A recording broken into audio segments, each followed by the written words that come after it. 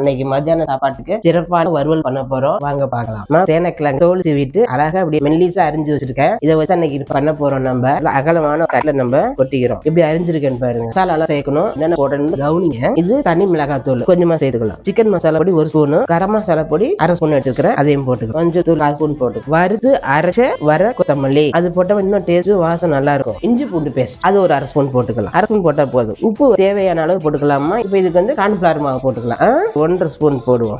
எலுமிச்சம்பழம் கொஞ்சம் ஊத்திக்கணும். ஒரு 1/4 பழம் வெட்டி வச்சிருக்க பெரிய பழமா இருக்கனால இப்ப பிசைஞ்சுக்கலாம். வாங்க. தண்ணி விட வேணாம். இஞ்சி அரைச்சு போட்டுருக்கோம், எலுமிச்சம்பழம் போட்டிருக்கோம். கிழங்குல தண்ணி இருக்கும்ல, அதுவும் சரியா இருக்கும். தண்ணி வேண்டும் என்றால் தெளித்து கொள்ளுவோம். எண்ணெயில போட்டா என்ன சிக்கன் மீன் வறுவல் இது அவ்வளவு சூப்பரா இருக்கும். இப்ப எண்ணெயில போட்டு பொரிச்சு எடுக்கிறோம். பாருங்கம்மா எண்ணெய் காஞ்சிச்சு. பெரட்டி வச்சு சேனக்கிழங்க எண்ணெயில போட்டு எடுத்துக்கலாம். வேகட்டும்.